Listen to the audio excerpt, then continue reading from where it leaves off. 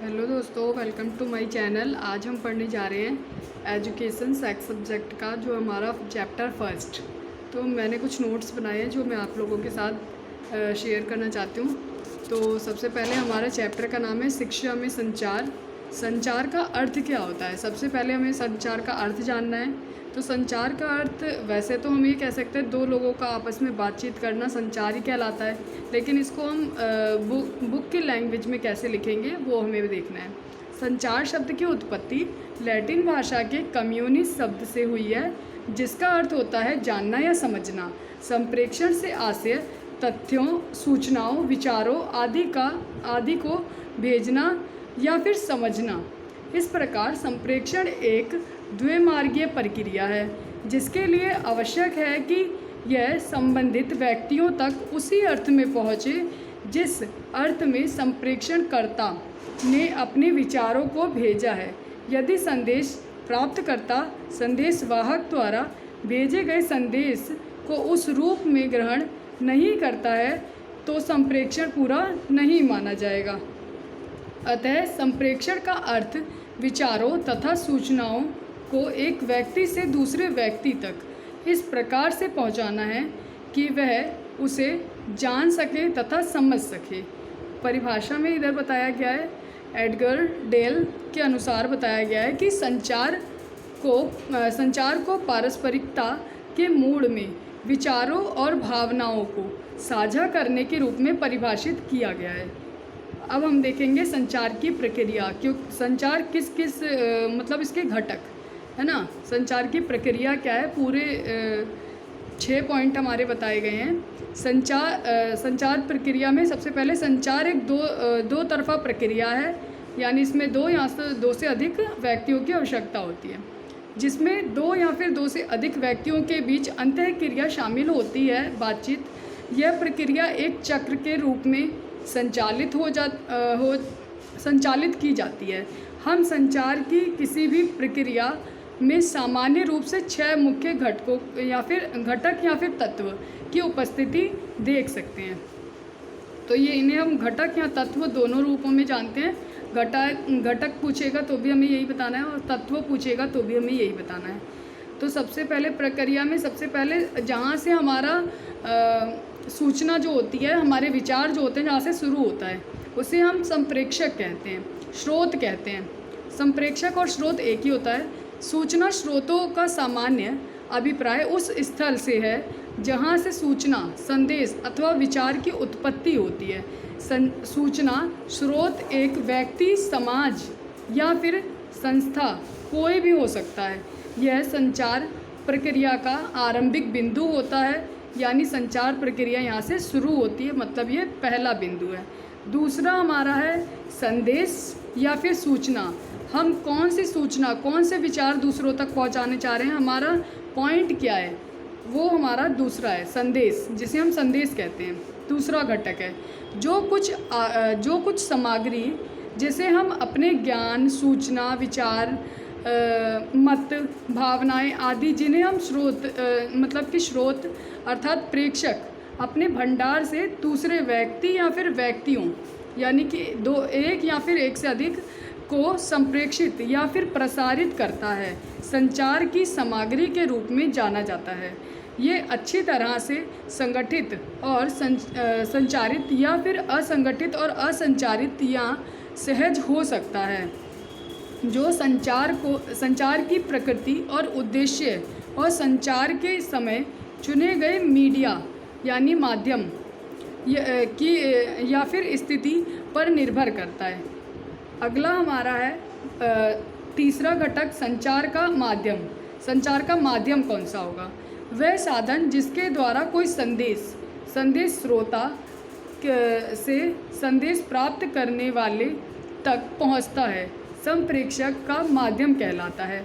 संदेश का माध्यम वह पथ है जिसमें संदेश भौतिक रूप से प्रेषित किया जाता है। तार, रेडियो, समाचार पत्र, पत्रिकाएं, पुस्तकें, पत्र, स्टूडियो आदि, हम किसी भी माध्यम से अपनी सूचना जो है दूसरे वाले तक, मतलब रिसीवर, प्राप्तकर्ता तक पहुंचा सकते हैं। ये हमारे माध्यम हैं। अगला है हमारा चौथा घटक है संचार का रिसीवर, जिसे हम प्राप्तकर्ता कहते हैं। प्राप्तकर्ता संचार प्रक्रिया के दूसरी ओर के छोर पर स्थित होता है, यानी हम जिसे सूचना भेज रहे हैं वो दूसरी ओर ही होगा। और संचार धारा के प्रवाह के लिए संचारक या फिर संदेश भेजने वाले के समान ही महत्वपूर्ण होता है, यानी जितना कि संप्रेषक महत्वपूर्ण होता है उतना ही रिसीवर भी या प्राप्तकर्ता भी महत्वपूर्ण होता है। संचार केवल तभी सक्रिय रह सकता है जब प्राप्तकर्ता की रुचि हो और उसके पास संप्रेषण संदेश को डिकोड करने, समझने और प्रभावी ढंग से प्रतिक्रिया करने के लिए आवश्यक योग्यता हो, यानी संचार उसी अर्थ में सामने वाले तक पहुंचना चाहिए ताकि वो फीडबैक दे तो हमें पता चले। अगला है हमारा फीडबैक। फीडबैक को हम प्रतिक्रिया या प्रतिपुष्टि भी कहते हैं। फीडबैक प्रक्रिया का अंतिम चरण होता है जो वह सुनिश्चित करता है कि प्राप्तकर्ता ने संदेश प्राप्त कर लिया है और उसकी सही ढंग से व्याख्या की है, जैसे कि प्रेषक ने चाहा था। यह संचार की प्रभावशीलता को बढ़ाता है क्योंकि यह प्रेषक को उसके संदेश की प्रभावशीलता को जानने के लिए अनुमति देता है। प्राप्तकर्ता की प्रतिक्रिया मौखिक या फिर गैर मौखिक किसी भी भाषा में हो सकती है। अगला है संचार की बाधाएं, यानी कि संचार प्रक्रिया में कुछ बाधाएं आती हैं, कुछ रुकावटें, कुछ अवरोध आते हैं, जैसे कि संचार की प्रक्रिया की गुणवत्ता और प्रभावशीलता, संचार के स्रोत और रिसीवर के बीच की स्थिति, कुछ अन्य हस्तक्षेप करने वाले चर की उपस्थिति के माध्यम से अनुकूल या फिर प्रतिकूल हो सकती है। इन चरों को उनकी प्रकृति के अनुसार पथ या संचार में मदद करने या बाधित करने को संचार के सुगमकर्ता या फिर अवरोध कहा जा सकता है। प्रभावी संचार के लिए उपलब्ध अनुकूल शारीरिक, मनोवैज्ञानिक और पर्यावरणीय परिस्थितियों और सुविधाओं की उपस्थिति संचार प्रणाली को वांछनीय प्रभावशीलता प्रदान करने में मदद करती है। अगले हमारे संचार के प्रकार। संचार के मुख्य रूप से 3 प्रकार हैं: मौखिक, गैर मौखिक और लिखित। संचार की जो प्रक्रिया है, संचार के प्रकार, छात्रों को प्रभावी ढंग से सीखने के लिए कक्षा के भीतर संचार महत्वपूर्ण है, संचार करना महत्वपूर्ण है और इसे सीखने के लिए प्रारंभिक चरण से ही प्रयास किया जाना चाहिए। संचार को मुख्य रूप से 3 श्रेणियों में विभाजित किया गया है: मौखिक, अशाब्दिक और लिखित। अशाब्दिक को ही गैर मौखिक भी कहा जाता है। मौखिक संचार क्या होता है? मौखिक संचार में बोले गए शब्दों का उपयोग करके सभी संचार शामिल होते हैं और यह मूल रूप से ध्वनियों और भाषाओं के माध्यम से संदेश भेजने या फिर प्राप्त करने को संदर्भित करते हैं। गलतफहमी से बचने और बोलते समय रुचि को अधिकतम करने के लिए यह समझना महत्वपूर्ण है कि मौखिक रूप से अपने विचारों को प्रभावी ढंग से कैसे संप्रेषित किया जा सकता है। सबसे पहले हमें सही प्रकार की भाषा का उपयोग करना चाहिए और स्पष्ट रूप से बोलना चाहिए, यानी पूरी आवाज़ में हमारी क्लियरिटी होनी चाहिए। अपने श्रोताओं को जानना चाहिए, यानी कि वो किस भाषा का किस लहजे में सुनना पसंद करते हैं, उनके रुचि के अनुसार हमें बोलना चाहिए। सर्वोत्तम तरीके से प्रतिक्रिया देनी चाहिए, यानी कि सबसे पहले सामने वाला अगर कुछ पूछ रहा है तो उसकी बातों को सुनेंगे, समझेंगे, उसके बाद प्रतिक्रिया देंगे।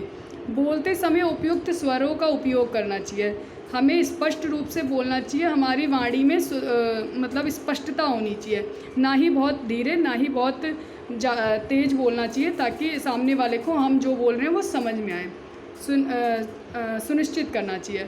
शिक्षक मौखिक संचार के माध्यम से छात्र या फिर पूरी कक्षा को संबोधित कर सकते हैं। उदाहरण के लिए एक शिक्षक एक छात्र को खड़े होने के लिए कह सकता है, जो कि मौखिक संचार का ही एक उदाहरण है।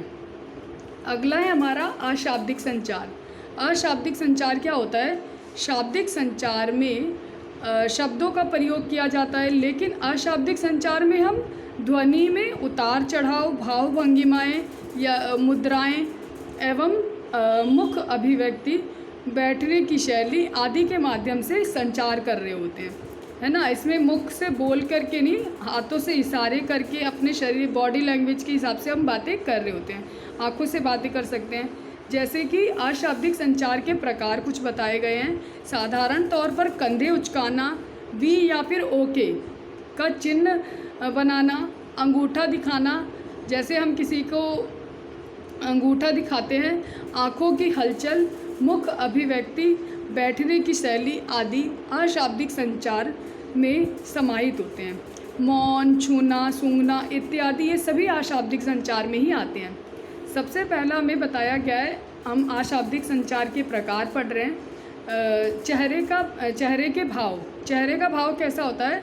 चेहरे के भाव से हम कभी कभी पहचान जाते हैं कि सामने वाला दुखी है, खुश है, या फिर वो कुछ कहना चाहता है, घबराया हुआ है। इस तरीके से हम पहचान जाते हैं चेहरे के भाव से। चेहरे के भाव अशाब्दिक संचार का एक बड़े ही हिस्से के लिए जिम्मेदार है। विचार करें कि मुस्कुराहट या फिर भ्रूभंग से कितनी जानकारी संप्रेषित की जा सकती है। किसी व्यक्ति के चेहरे का भाव अक्सर सबसे पहली चीज़ होती है जो हम देखते हैं। इससे पहले कि हम सुने कि वह क्या कहना चाहता है, जबकि अशाब्दिक संचार और व्यवहार ऐसे संस्कृतियों के बीच नाटकीय रूप से भिन्न हो सकता है। खुशी, उदासी, क्रोध और भय के लिए चेहरे के भाव दुनिया भर में समान होते हैं। व्यक्ति अगर दुखी रहता, खुशी रहता, उसके चेहरे का भाव बता देता है हमें। अगला है हमारी आँखों की भाषा। मतलब कि आँखों की भाषा, हम आँखों के इशारों से भी कुछ संचार कर रहे होते हैं। जैसे कि आँखों की भाषा को अशाब्दिक संचार का एक अन्य महत्वपूर्ण माध्यम माना जा सकता है। आँखें वास्तव में संचारक द्वारा प्रेषित किए जाने के इरादे से सभी को बलपूर्वक व्यक्त कर सकती है। आँखों की भाषा को दुनिया की लगभग सभी संस्कृतियों और समाजों के लिए सामान्य तौर पर सार्वभौमिक माना जा सकता है। नेत्र की गति की भाषा कुछ हद तक इतनी सार्वभौमिक और परिचित है कि संचारक द्वारा व्यक्त की गई भावनाओं, विचारों और इरादों को डिकोड करना बहुत आसान होता है। जब कोई अपनी आँखें घुमाता है तो हम यह निष्कर्ष निकाल सकते हैं कि उसे हमारी दोस्ती या फिर बातचीत में कोई भी दिलचस्पी नहीं है। मतलब कि अगर कोई व्यक्ति आंखें घुमा रहा है तो हमें लगता है कि वो हमें इग्नोर कर रहा है ना, या तो वो हमारी बातों में उसकी कोई दिलचस्पी नहीं है, हमसे बात नहीं करना चाहता है। हम ये अनुमान लगा लेते हैं वह हमसे बचना चाहता है। इसी तरह कोई व्यक्ति अपनी भय की भावना या फिर ईर्ष्या, क्रोध, आनंद, घृणा, लालच, प्रलोभन, वासना, प्रेम, स्नेह, उदासीनता और सहानुभूति किसी आदि को आँखों की भाषा के माध्यम से प्रकट कर रहा था, अच्छी तरह से व्यक्त कर देता है। यानी कि आँखों की भाषा हमें इन सारी चीज़ों के बारे में बताती है। अगला है शारीरिक भाषा यानी बॉडी लैंग्वेज।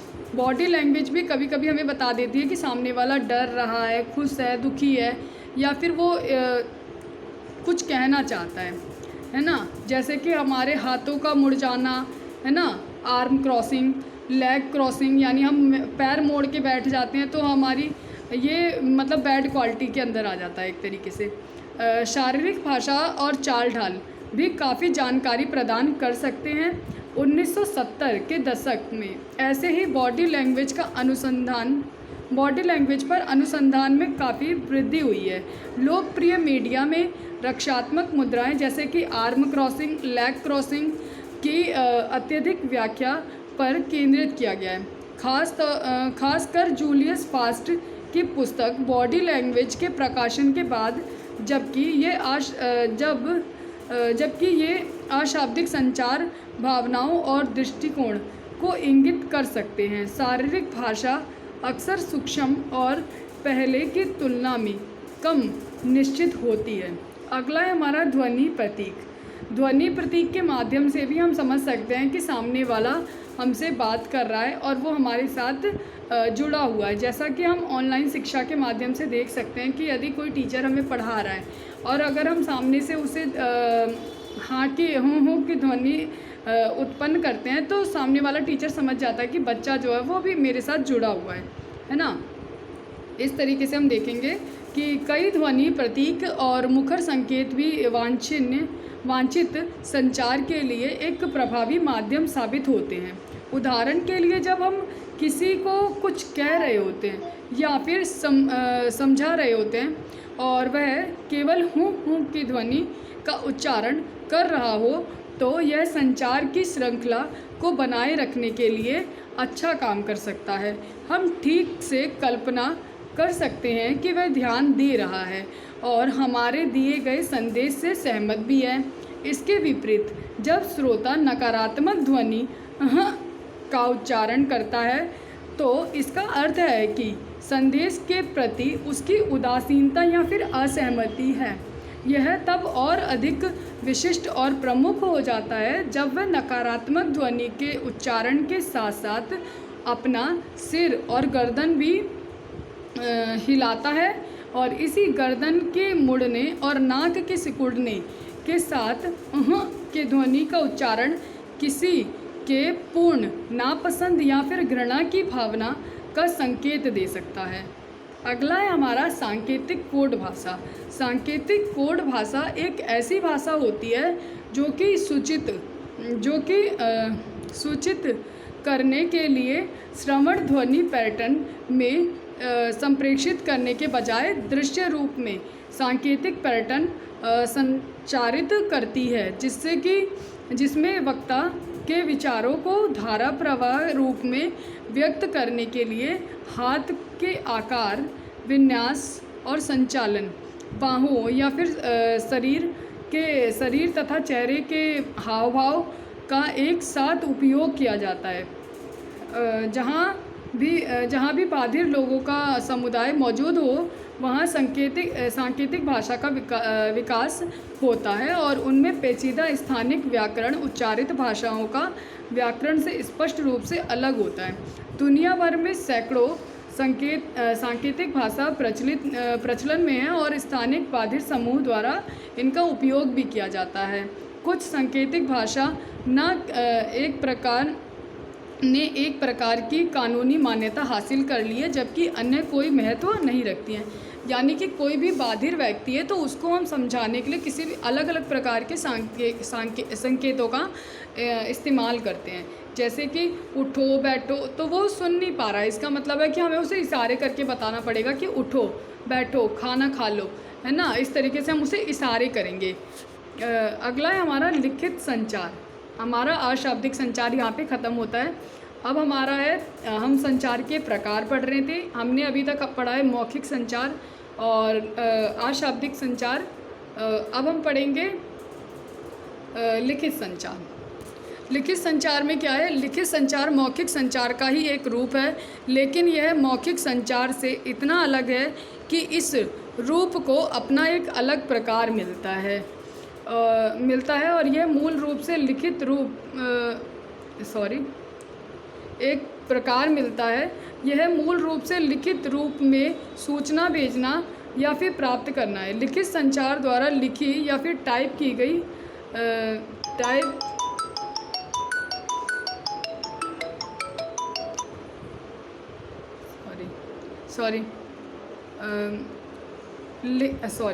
लिखित संचार मौखिक संचार का एक रूप है, लेकिन यह मौखिक संचार से इतना अलग है कि इस रूप को अपना अलग प्रकार मिलता है। यह संचार के सबसे भरोसेमंद प्रकारों में से एक है।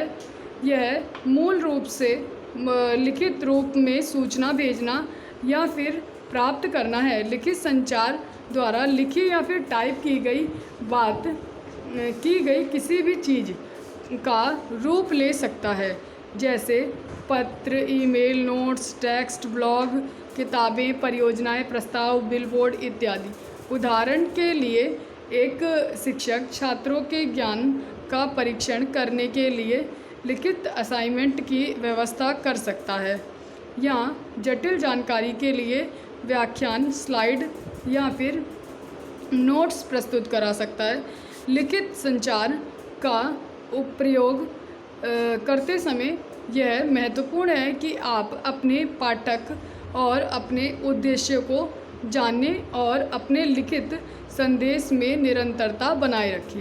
मतलब लिखित संचार ये होता है कि जो भी हम प्रिंट माध्यम से करवाते हैं, जैसे कि हम पत्र जो होता है हमारा वो प्रिंट माध्यम होता है, समाचार पत्र हो गया, नोट्स हो गए, ब्लॉग हो गए, किताबें हो गई, कोई परियोजना या फिर प्रस्ताव होता है, ये सब हमें प्रिंट रूप में मिलता है, ना कि दृश्य रूप में या फिर मौखिक रूप में।